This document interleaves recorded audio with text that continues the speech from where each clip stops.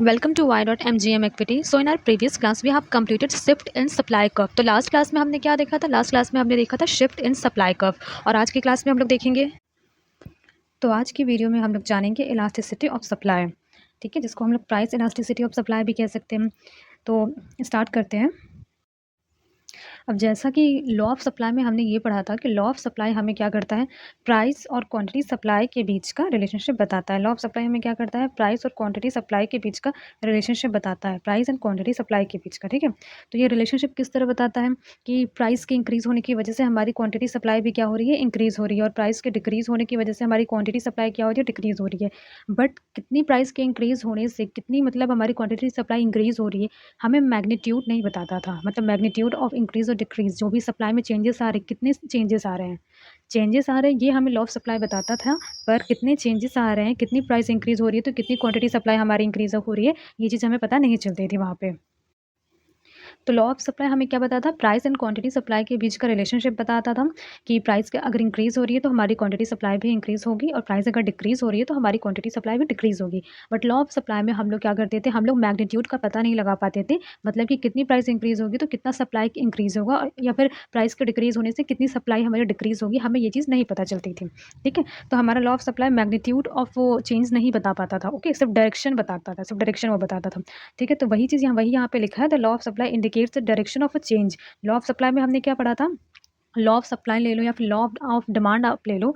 यहाँ पे इन दोनों ही केसेस में, मतलब दोनों ही केस में जब हम लोग लॉ पढ़ते हैं ना, सप्लाई हो या डिमांड हो, तो वहाँ पे हम लोग उस चेंजेस के डायरेक्शन को पता लगा पाते हैं, ना ही कि हम लोग मैग्नीट्यूड चेंज किस मैग्नीट्यूड से हो रहा है, मतलब कि कितना चेंज हो रहा है, कितनी प्राइस चेंज हो रही है तो उसकी वजह से कितना क्वांटिटी सप्लाई और क्वांटिटी डिमांड चेंज हो रहा है, हमें ये चीज़ लॉ ऑफ सप्लाई और लॉ ऑफ डिमांड में पता नहीं चलती थी।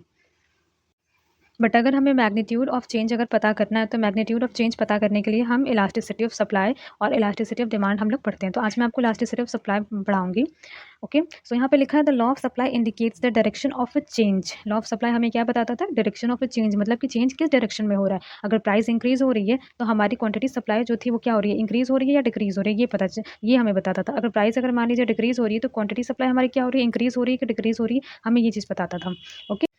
But how much supply will rise in response to an increase in price cannot be known from the law of supply, ठीक है। यहाँ पे क्या लिखा है कि but how much supply will rise, कितनी क्वांटिटी सप्लाई राइज होगी, मतलब कितनी क्वांटिटी सप्लाई इंक्रीज होगी, मतलब मैग्नीट्यूड की हम लोग यहाँ पे बात कर रहे हैं।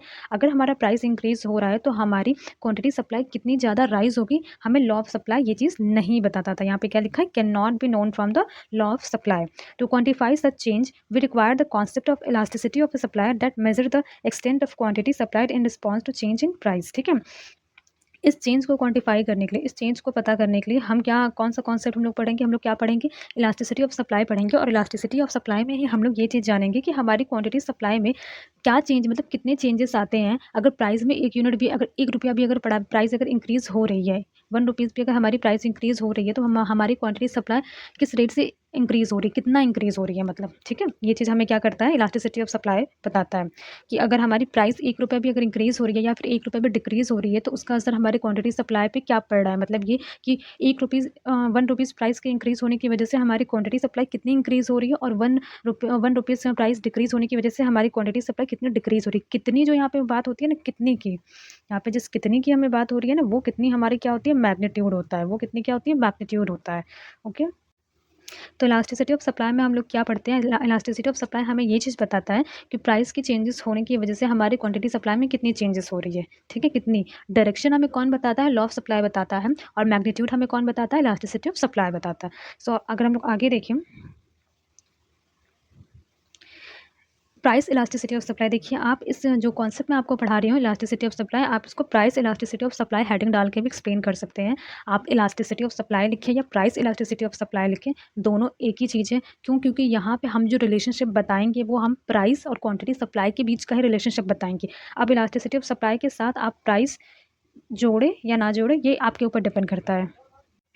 तो यहाँ पे आप देख सकते हैं, मैंने 2 तरीके से डेफिनेशन दिया है। तो पहला क्या लिखा है यहाँ पे, elasticity of supply measure the degree of responsiveness of quantity supply to change in own price of the commodity. देखिए यहाँ पे ये चीज़ लिखा है, ये पहला हमारा डेफिनेशन है। तो मैं आपको ये चीज़ बता दूँ कि यहाँ पर ये लिखा है कि हमारी कमोडिटी की अगर खुद की प्राइस में अगर चेंजेस आते हैं, मतलब कमोडिटी की खुद की प्राइजेस में अगर चेंज आते हैं, तो हमारी क्वांटिटी सप्लाई किस तरीके से रिस्पॉन्स करता है, कितना उसमें चेंज आता है, degree of responsiveness of quantity supply. ठीक है, मतलब कितना चेंज आता है क्वांटिटी सप्लाई में। तो ये क्या होती है, हमारा इलास्टिसिटी ऑफ सप्लाई होता है। Elasticity of supply measure the degree of responsiveness, कितनी डिग्री वो चेंज हो रहा है, कितनी डिग्री हमारी, जैसे होता है ना, जैसे मान लीजिए कि कोई चीज़ किसी, सपोज मान लीजिए कि किसी को आपने बॉल से मारा, तो वो आपको पलट के रिस्पॉन्स करेगा, वो भी पलट के आपको बॉल से खींच के मारेगा। तो वही चीज़ है कि प्राइस की चेंज होने की वजह से, किसी कमोडिटी की प्राइस अगर चेंज होती है, तो उस प्राइस के चेंज होने की वजह से कितना हमारा क्वांटिटी सप्लाई में चेंज आता है, ये हमारा क्या बताता है, इलास्टिसिटी ऑफ सप्लाई बताता है। इसी को देखिए दूसरे तरीके से मैंने लिखा है, price elasticity of supply refer to degree of responsiveness of a supply of a commodity with reference to change in the price of commodity. देखिए यहाँ पे हमारे डेफिनेशन पूरा वैसे ही है, बस यहाँ पे चेंज किया है कि यहाँ पे मैंने बस इलास्टिसिटी ऑफ सप्लाई का यूज़ किया है।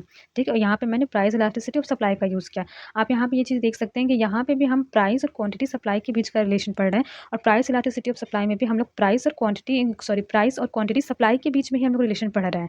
प्राइस और quantity supply of a commodity के बीच में हम लोग रिलेशन पढ़ रहे हैं। ठीक है, तो प्राइस इलास्टिसिटी ऑफ सप्लाई में ये वाला जो डेफिनेशन है, उसमें भी यही चीज़ लिखा है कि प्राइस के चेंज होने की वजह से हमारे जो क्वांटिटी सप्लाई है कमोडिटी की, उसमें कितनी चेंजेस आ रही है, ये हमारा क्या होता है, price elasticity of supply. Okay, देखिए यहाँ पे क्या दिया है, यहाँ पे कुछ मेथड दिए हैं जिसके, तो अब हम लोग यहाँ पे देखेंगे क्या, कुछ मेथड हम लोग देखेंगे। देखिए बेसिकली तो यहाँ पे प्राइस इलास्टिसिटी ऑफ सप्लाई को कैलकुलेट करने का मैंने एक यहाँ मेथड दिया है कि कैसे आप प्राइस इलास्टिसिटी ऑफ सप्लाई और इलास्टिसिटी ऑफ सप्लाई आप कैलकुलेट कर सकते हैं।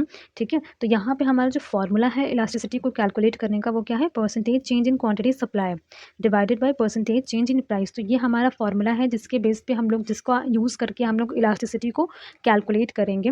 ठीक है, तो अब हम लोग ये देखते हैं कि हम लोग को अगर percentage change in quantity supply को अगर कैलकुलेट करना है, मतलब percentage change in quantity supply को अगर कैलकुलेट करना है, तो इसके लिए हम लोग क्या फॉर्मूला लगाएंगे। तो देखिए इसका फॉर्मूला क्या होता है, चेंज इन क्वांटिटी सप्लाई। अब चेंज इन क्वांटिटी सप्लाई आप लोग कैसे निकालेंगे, देखिए मैं आपको बताती हूँ। जैसे मान लीजिए कि आपकी इनिशियल सप्लाई कुछ होगी, ठीक, आपकी इनिशियल सप्लाई कुछ होगी, जैसे मान लीजिए इनिशियल सप्लाई आपकी 100 है। ठीक है, स्टार्टिंग में जब आपने कमोडिटी मार्केट में लॉन्च की, तो आप इतना इतना सप्लाई करते थे, 100 यूनिट्स का आप सप्लाई करते थे। ठीक है, जो आपकी न्यू सप्लाई हुई, जैसे मान लीजिए कि 6 महीने बाद या 7 महीने बाद जो न्यू सप्लाई हुई, वो आपकी 100 से इंक्रीज़ होगी 150 हो गई।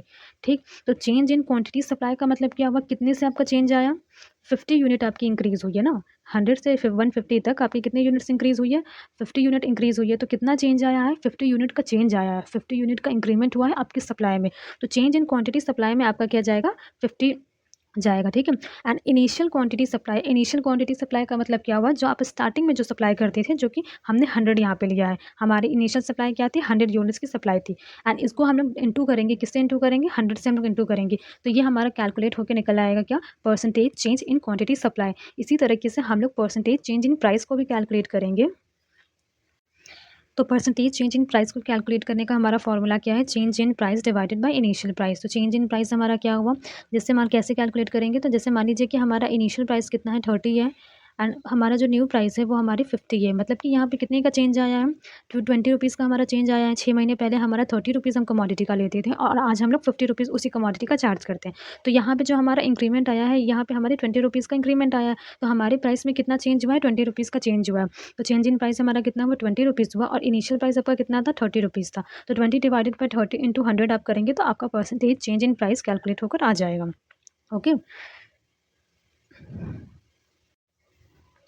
देन उसके बाद जब आपका परसेंटेज चेंज इन प्राइस जब कैलकुलेट होकर के आ जाएगा, तो यहाँ पे जो भी आपका इसका आंसर आएगा, एज वेल एज जो भी आपका percentage change in quantity supply का जो आंसर आएगा, आप उसको क्या करोगे, यहाँ पे रखोगे, and percentage change in supply का जो आंसर आएगा उसको यहाँ पे रख के आप क्या करेंगे, प्राइस इलास्टिसिटी ऑफ सप्लाई को कैलकुलेट कर लेंगे ईजिली। तो इसका फॉर्मूला ये होता है। बाकी मैं इसका एग्जाम्पल आगे एक मैंने कोट किया है यहाँ पे, तो आप ये चीज़ यहाँ पे देख सकते हैं,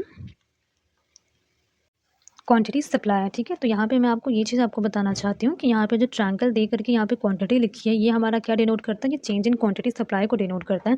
and divided by quantity initial quantity supply ये है, और इसको हम लोग क्या करेंगे, इंटू करेंगे 100 से। यही फॉर्मूला हमने लास्ट वाले स्लाइड में भी पढ़ा था।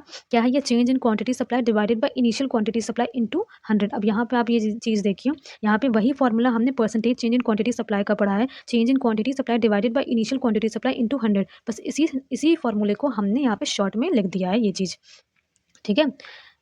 यहाँ पे इसी फॉर्मूले को हमने यहाँ पे क्या किया है, शॉर्ट में लिख दिया है, ठीक है। और वही यहाँ पे जो हमने ट्रायंगल बना के यहाँ पे P डिवाइडेड बाय P लिखा है, ये हमारा क्या डिनोट करता है, ये हमारा डिनोट करता है कि change in price divided by initial price into 100, जो कि लास्ट स्लाइड में हमने एक अच्छा सा बड़ा सा फॉर्मूला पढ़ा था, उसी का ये शॉर्ट में लिखा हुआ है, ठीक है।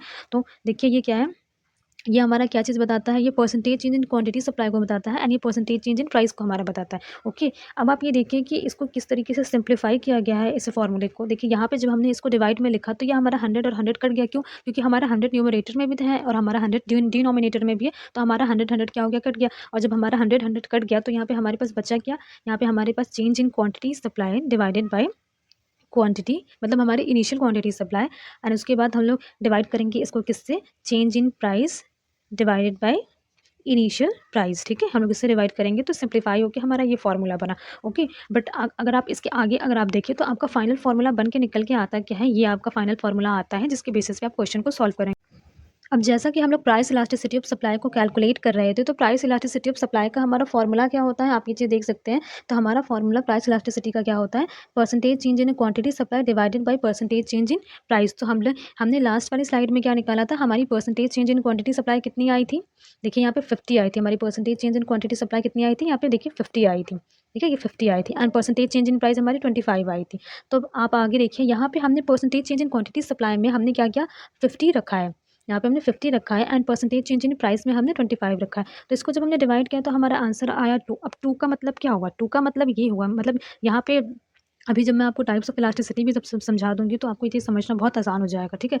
टू का मतलब हमारा क्या है कि अगर हमारी प्राइस में अगर 1% अगर हमारी प्राइस इंक्रीज़ होती है तो हमारी क्वांटिटी सप्लाई 2% हमारी इंक्रीज़ होती है। जैसे या फिर ऐसे आप समझ लीजिए कि अगर हम लोग प्राइस 1 रुपये से बढ़ा रहे हैं तो हमारी क्वांटिटी सप्लाई दुगना बढ़ जा रही है, समझे? मतलब कि अगर प्राइस हमारी 1 रुपये से अगर बढ़ रही है तो हमारी क्वांटिटी सप्लाई उसका डबल बढ़ जा रही है।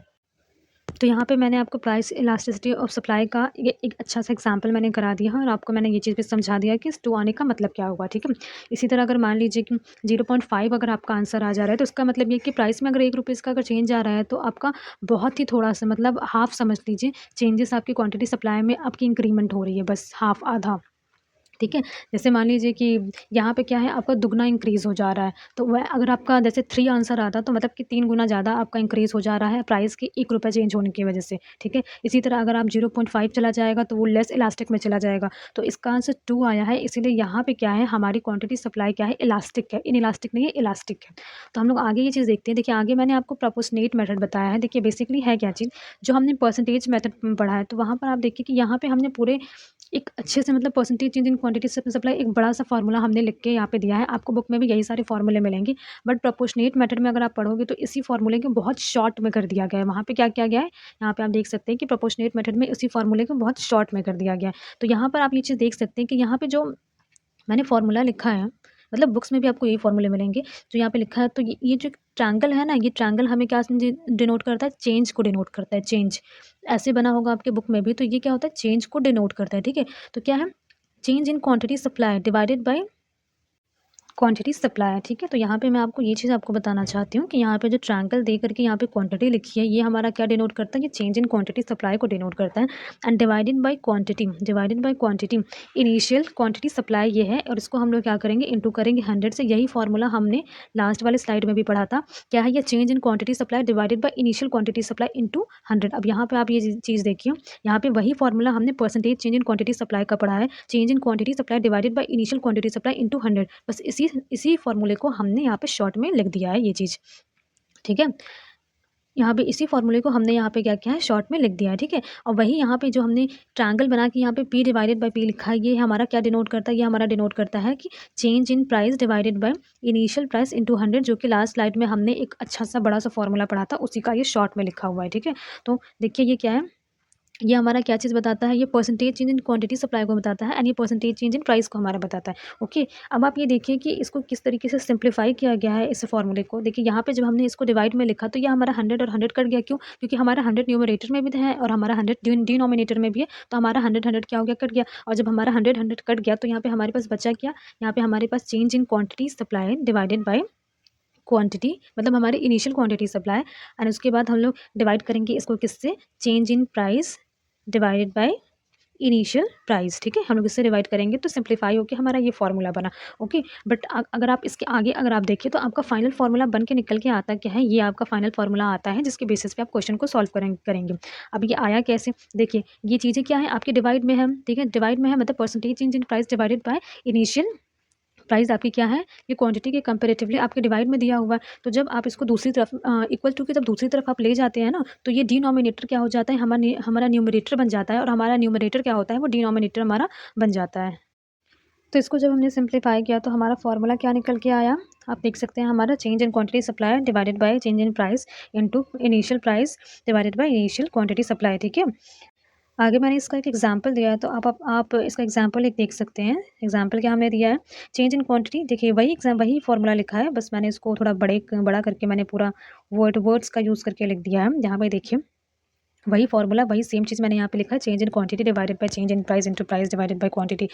तो पुराना वाला जो हमने एग्जांपल लिया था, प्रीवियस एग्जांपल जो हमने लिया था, उस एग्जांपल में हमने जो कैलकुलेट किया था, जो वैल्यूज़ हमने कैलकुलेट किए थे, उसी वैल्यूज़ को मैंने यहाँ पे पुट कर दिया है। तो आप यहाँ पे देखिए कि पुराने वाले एग्जांपल में हमारी चेंज इन क्वांटिटी 50 आई थी एंड चेंज इन प्राइस 10 आया था, एंड हमारी इनिशियल प्राइस 40 थी और इनिशियल क्वांटिटी हमारी 100 थी, और आंसर हमारा 2 आ रहा था। ठीक है, तो इस 2 का मतलब मैंने आपको बताया है कि अगर अगर 1 रुपये अगर प्राइस में अगर इंक्रीज़ हो रहा है तो हमारा 2 गुना क्वांटिटी सप्लाई इंक्रीज़ हो गया है। ठीक है, 2 यूनिट से हमारी क्वांटिटी सप्लाई इंक्रीज़ हो गई। ठीक, तो इस 2 का मतलब ये है। ओके, तो आज की क्लास में मैंने आपको प्राइस इलास्टिसिटी ऑफ सप्लाई समझाया, और इलास्टिसिटी ऑफ सप्लाई भी आप कह सकते हैं। So thank you for attending and please like share and subscribe.